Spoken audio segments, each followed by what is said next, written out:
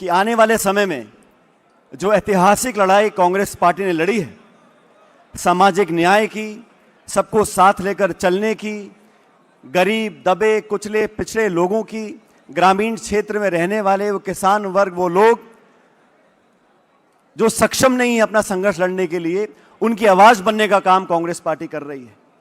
मैं विशेष रूप से धन्यवाद देना चाहता हूं राहुल गांधी जी का।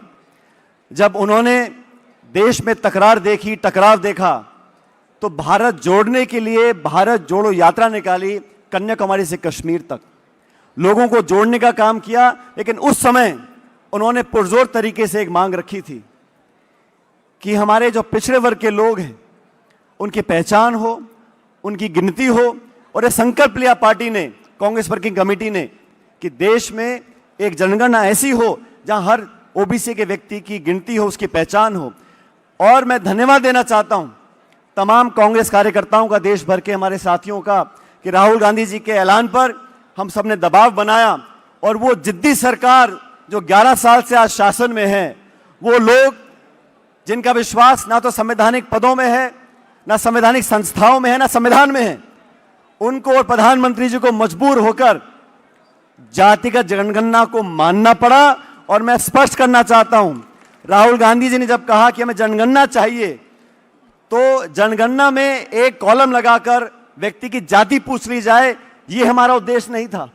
हमारा उद्देश्य तो यह है, जैसा हमने तेलंगाना में किया है, ओबीसी के हमारे साथी परिवार किस परिप्रेक्ष्य में रह रहे हैं, किस शिक्षा को ग्रहण कर रहे हैं, कितनी उनकी आमदनी है, कितनी भागीदारी है, कितनी योजना वहां तक पहुंच चुकी है, पहुंचने जा रही है, उसका पूरा खाका तैयार हो, ताकि बजट आवंटन में, नीति निर्माण में, गवर्नेंस में उनको हम टारगेट कर सकें।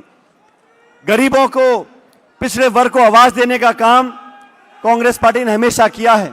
और कांग्रेस वो संगठन है जो सब लोगों को एक साथ जोड़कर चलना चाहती है। आज इस अधिवेशन के माध्यम से पूरे देश भर के कांग्रेस के कार्यकर्ता, कांग्रेस के नेता इकट्ठा हुए हैं।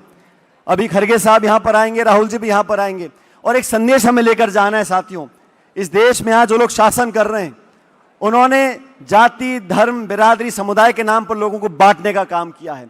हम लोग जोड़ने का काम करते हैं। पूरे देश में जो आज पिछड़ा वर्ग है, सब लोग साथ आए, आने वाली पीढ़ी को शिक्षा मिले, रोजगार मिले, अवसर मिले, वो पायदान मिले कि अपनी प्रतिभाओं को वो प्रदर्शित कर सकें। इस बात का संघर्ष कांग्रेस पार्टी कर रही है। चुनाव जीतना, लड़ना वो अलग बात है, लेकिन आज संगठन को मजबूत करने के लिए, देश की आधी आबादी को ताकत देने के लिए, इस मन से, ओबीसी के मन से हमें एकत्रित होकर एक आवाज में, एक स्वर में एकजुटता का नारा देना पड़ेगा। और आने वाले समय में, अभी कर्नाटक के मुख्यमंत्री जी ने बेंगलुरु में जो एक मीटिंग बुलाई थी, उसके बारे में आपको बताएंगे। एक संकल्प लिया है कांग्रेस पार्टी ने, वो लोग जिनकी आवाज सुनी नहीं जा रही, वो खाई जो बढ़ गई है अमीर गरीब की, गांव और शहर की, उस खाई को कम करने के लिए पिछड़े वर्ग में बहुत सारे समाज के लोग हैं देश भर में।